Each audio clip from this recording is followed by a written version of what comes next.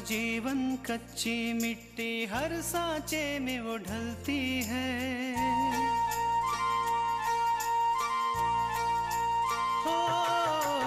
उसका जीवन कच्ची मिट्टी हर सांचे में वो ढलती है। देती है जग को जियारा खुद बाती बन जलती है। अपनों के नाम वो कर जाती है। हो अपनों के नाम वो कर जाती है। सारा जीवन अपना बन के बेटी भाभी माँ वो सच कर दे हर सपना। सुकन्या सुकन्या सुकन्या हमारी बेटियां। देखा, एक काम करा, विराज और आकांक्षा घर छोड़ के जा रहे हैं। तुम उनका जौन सामान की जरूरत हो ना, उन लोगन का दे दो। अब मैं इस घर में एक पल भी नहीं रह सकती जिस घर में इंसान की भावनाओं की कोई कदर ही ना हो। बिंदिया ने पराठे तो बहुत अच्छे बनाए। दरअसल आंटी मुझे भूख लगी थी, मुझे नाश्ता भी करना था, लेकिन कुछ लोगों ने सुबह सुबह मेरा मूड खराब कर दिया। तो आपका मूड अच्छा हो गया ना अपूर्व? अच्छा नहीं, बहुत अच्छा।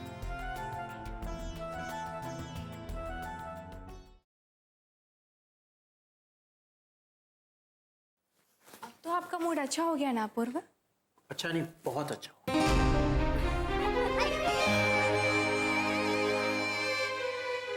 अच्छा मैं ऑफिस चलता हूँ, तुम तो लेट आओगे ना? हाँ अपूर्व, आज वैसे ऑफिस में ज़्यादा कुछ काम नहीं है तो सोच रही हूँ कि कुछ देर से ऑफिस पहुँचूँ। Bye bye.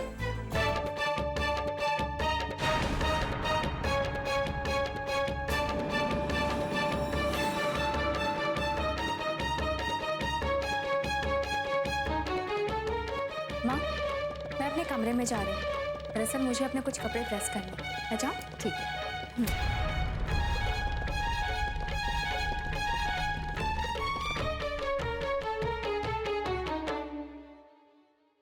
उमा, बिंदिया ये सब अच्छा नहीं कर रही है।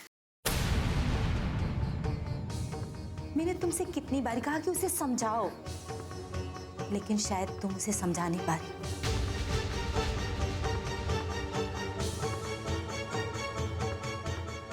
कल्याणी, ऐसी बात नहीं है।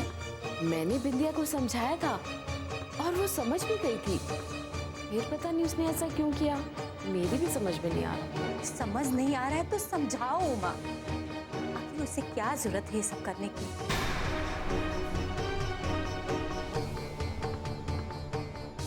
मैंने उसे मना किया है रसोई में जाने से। अगर उसे कुछ चाहिए तो वो तृष्णा से कह दे। फिर भी वो मेरी बात नहीं मान रही। कल्याणी, ये भी तो हो सकता है ना, शायद वो भूल गई हो कि तुमने क्या कहा था। नहीं उमा, बात ये नहीं है कि बिंदिया क्या कर रही है। बात ये है कि तृष्णा और अपूर्व में जब अनबन चल रही है तो उसे क्या जरूरत है वो सब करने की जो तृष्णा को करना चाहिए। ये गलत है। इससे तो अपूर्व और तृष्णा में और दूरियां बढ़ेंगी। आज जब तृष्णा नाश्ता बनाकर लाई, अपूर्व नाश्ता नहीं कर रहा था, तो बिंदिया को क्या जरूरत थी नाश्ता देने की? कल्याणी, तुम बिल्कुल सही कह रही हो। मैं बिंदिया को समझाऊंगी कि आगे से वो ऐसा ना करे। हम सबके लिए यही अच्छा रहेगा।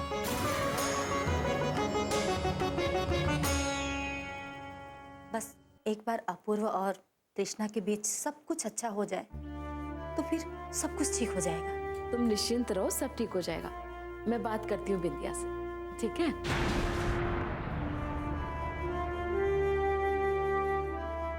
तृष्णा, तुम परेशान मत हो बेटा, सब ठीक हो जाएगा। कैसे ठीक हो जाएगा माँ जी? कैसे? आपको पता नहीं है, आजकल अपूर्व तो वो सब करने लगे जो उन्होंने आज तक नहीं किया। क्या किया है उसने? मैं कुछ समझी नहीं तृष्णा। माँ जी, अपूर्व कल रात को घर पर शराब पी कर आए थे।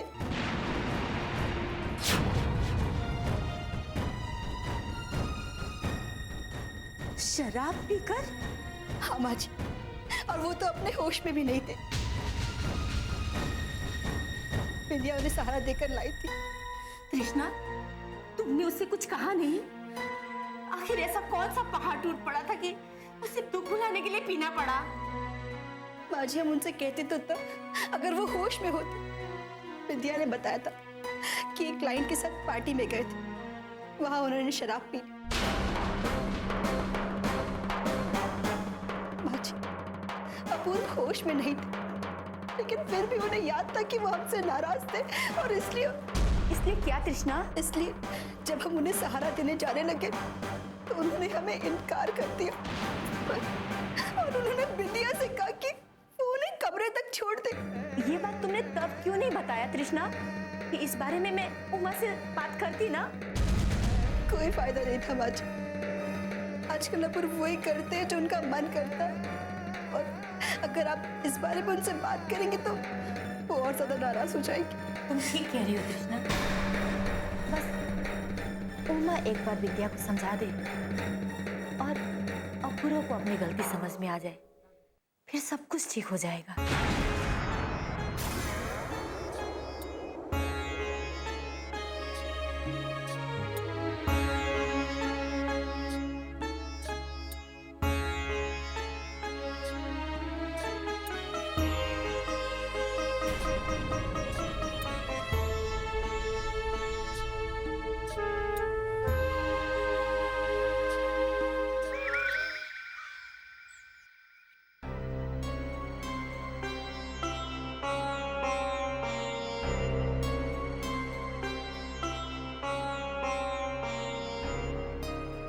फिर तुमने क्या सोचा है?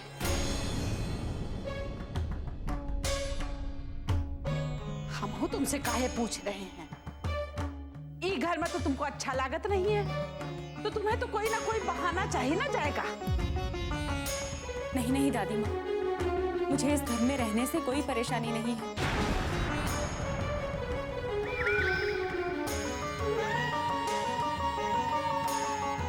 और ना ही मैं इस घर से बाहर जाने का कोई बहाना ढूंढ रही हूँ।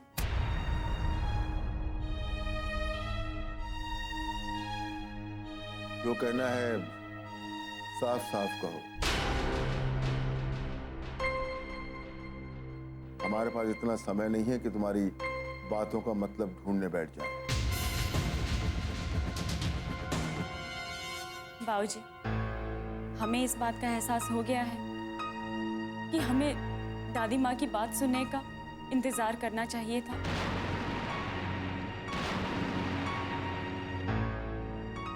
और उस वक्त जो हमने ऊंची आवाज में बात की थी, हमें वो भी नहीं करनी चाहिए थी। और इसके लिए हम दादी माँ से माफी मांगते हैं।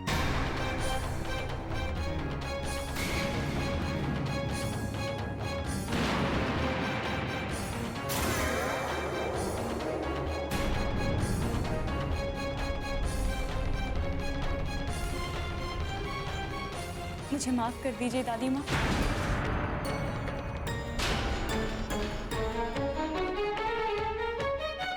हमें लगता है कि तुम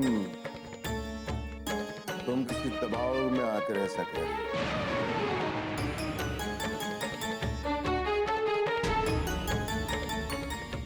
क्योंकि माफी जैसा शब्द तो तुम्हारे मुंह से निकलता ही नहीं। नहीं बाबूजी, मैं ये बात किसी के दबाव में आकर नहीं कह रही हूँ। इस बात का हमें एहसास हो गया है और ये बात मैं अपने मन से कह रही हूँ।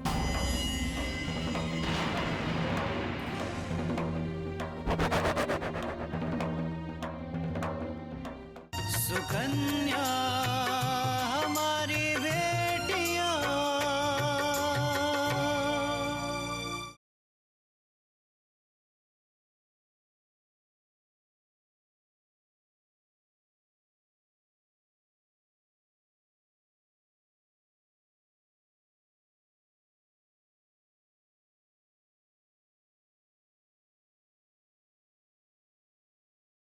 सुकन्या हमारी बेटियां। इस बात का हमें एहसास हो गया है और ये बात मैं अपने मन से कह रही हूँ।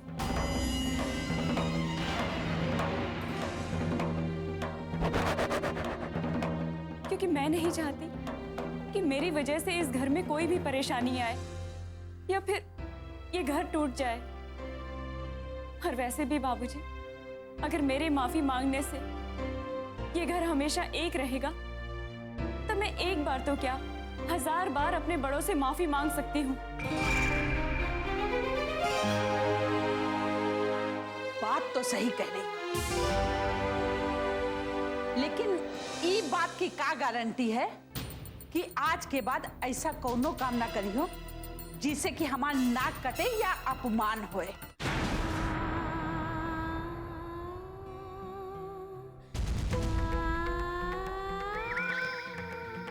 काहे कि बात बात पर तुमका गुस्सा आवत है, अपने मान सम्मान की बात बना लेते हो ना।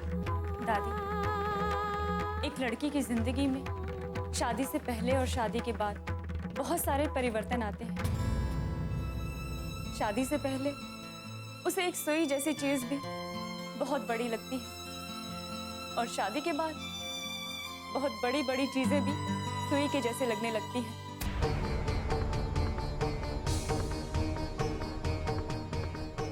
शायद इन बातों को मैं समझ ही नहीं पाती। अगर माँ जी ने मुझे नहीं समझाया होता तो।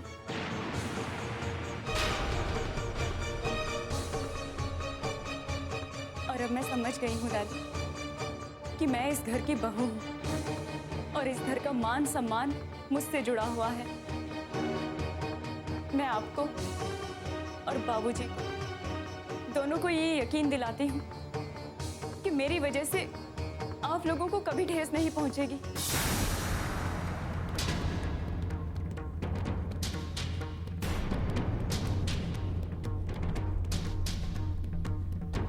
अम्मा जी, आकांक्षा इस घर में नई नहीं आई, उसे हमारे घर के तौर तरीके नहीं पता है। ये इसकी पहली गलती, आप इसे माफ कर दीजिए। ठीक है बहुरिया, तुम कहा था तो हम माफ किए देते हैं।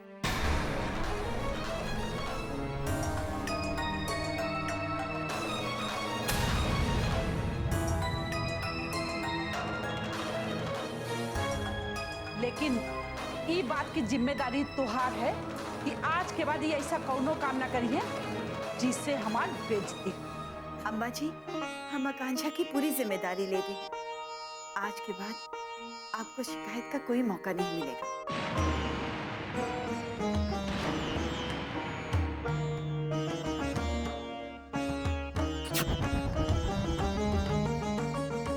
चलो अम्मा, तुम्हें कमरे में छोड़।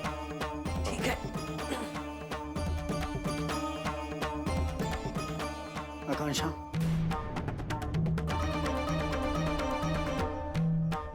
आज तुमने दादी से माफी मांग के मुझे सबके सामने शर्मिंदा होने से बचा लिया। मैं तुम्हारा ये एहसान जिंदगी भर नहीं भूलूंगा। नहीं विराज, मैंने जो कुछ भी किया है वो माँ जी के कहने पे किया है।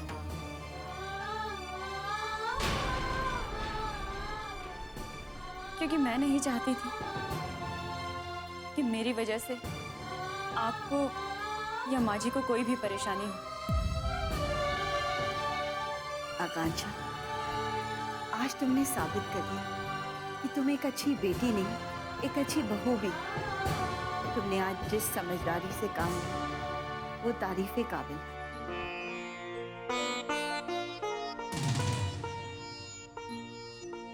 नहीं माँ जी, तारीफ तो आपकी होनी चाहिए।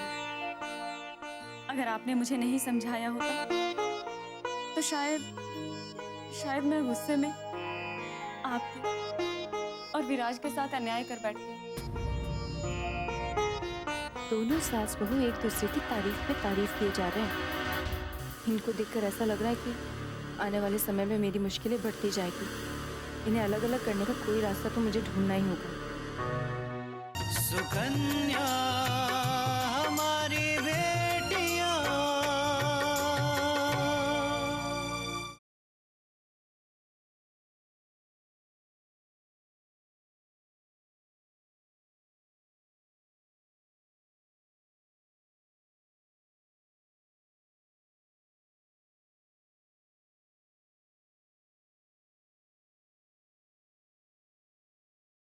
सुकन्या हमारी बेटियां। माँ आप ये कैसी बातें कर रहे हैं? मेरी तो कुछ समझ में नहीं आ रहा है।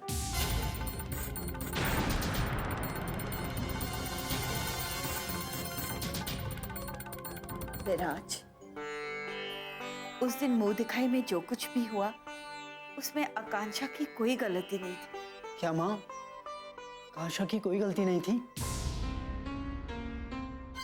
हाँ विराज, मैं तुम्हें बताती हूँ उस दिन मुंह दिखाई में क्या हुआ।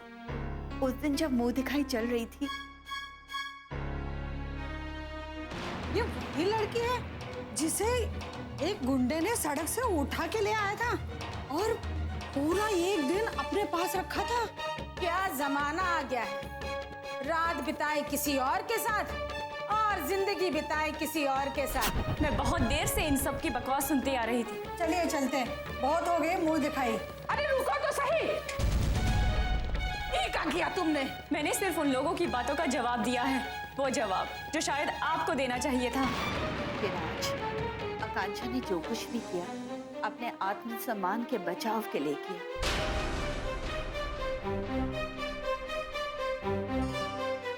पहले उसने इंतजार किया कि उसकी तरफ से घर वाले कुछ बोलेंगे, लेकिन जब सब बड़े घर वाले चुप रहे तो फिर आकांक्षा को सबको अपनी बात कहनी पड़ी और बताना पड़ा कि सब लोग कितने गलत हैं। लेकिन माँ, दादी ने मुझे कुछ नहीं बताया था।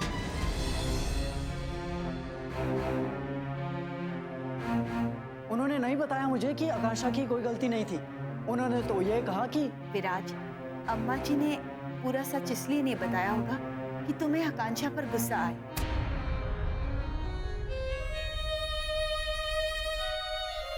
हम सब जानते हैं कि इस घर में आकांक्षा को कोई पसंद नहीं करता। हो सकता है इसी कारण अम्मा जी ने पूरा सच ना बताया हो, या ये भी हो सकता है कि अम्मा जी को आकांक्षा का इस तरह सबके सामने बोलना अच्छा ना लगा हो,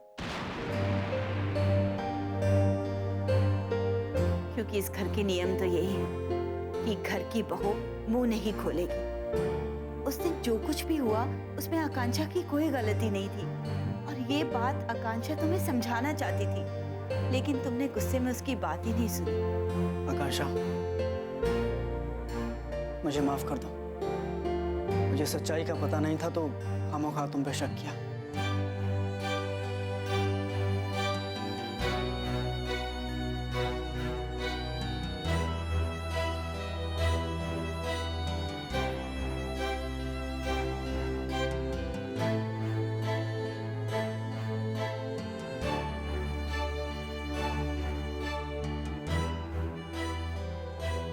कोई बात नहीं विराज, मैं आपसे बिल्कुल भी नाराज नहीं हूँ।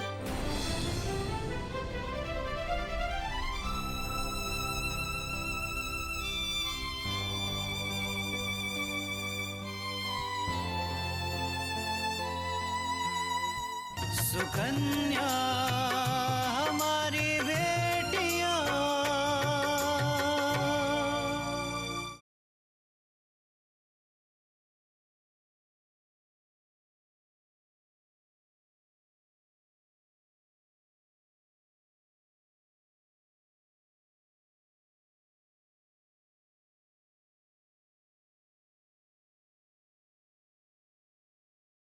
सुकन्या हमारी बेटियां।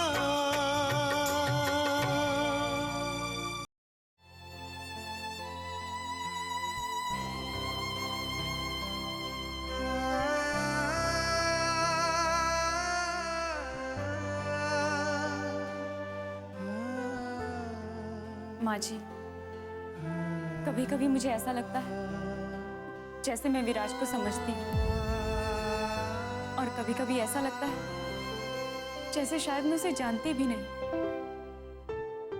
आकांक्षा, विराज को समझना बहुत आसान है। उसका दिल बिल्कुल बच्चा सा है। जब गुस्सा होता है तो डांट देता है और जब गलती करता है तो माफी मांग लेता है। तुम धीरे धीरे उसे जरूर समझ जाओगी। धीरे धीरे दिल पे मेरे उठने लगा कर खिंचने लगी तेरी ओर, यादों में खो जाना है, तेरी यादों में खो जाना।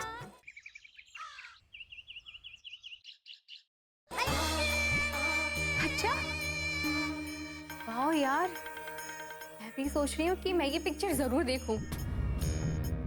अच्छा, हाँ, सही कह रही हो बिल्कुल। तुम्हें मेरी बात समझ में नहीं आती है क्या?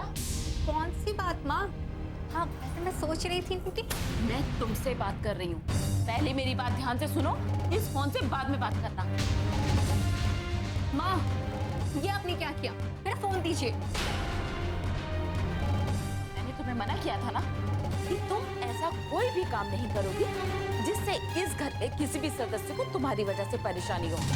अब मैंने ऐसा क्या किया है माँ जो आप मुझ पर इतनी नाराज हो रही हैं? नाश्ता क्यों बनाया था तुमने, जबकि तुम अच्छे से जानती हो कि अपूर्वा और तृष्णा के बीच अनबन चल रही है, और इसी अनबन के चलते अपूर्वा ने नाश्ते के लिए मना किया। मुझे पता है, और मैंने जानबूझकर ये सब किया। जानबूझकर? बिंदिया, तुम जानती हो तुम्हारी इन हरकतों की वजह से आज कल्याणी ने मुझे न जाने क्या क्या बातें सुना, और मैं चुप करके सुनती रही क्योंकि मैं जानती थी मेरी बेटी गलत है।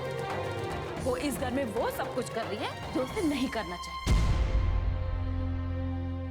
गलत, मैंने वही किया जो मुझे करना चाहिए था। तो बीच में तृष्णा आ गई, वरना। तुम क्या कह रही हो?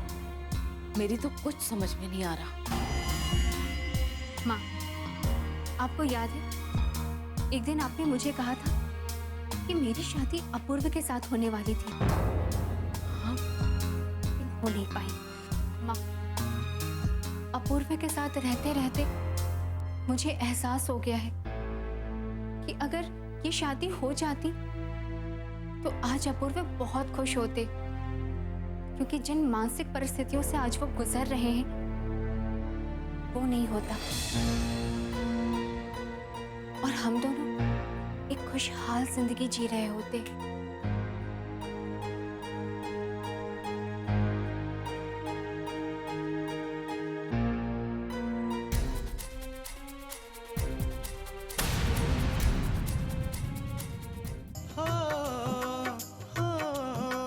अपनों के नाम वो कर जाती है सारा जीवन अपना, बन के बेटी भाभी माँ वो सच कर दे हर सपना। सुकन्या सुकन्या सुकन्या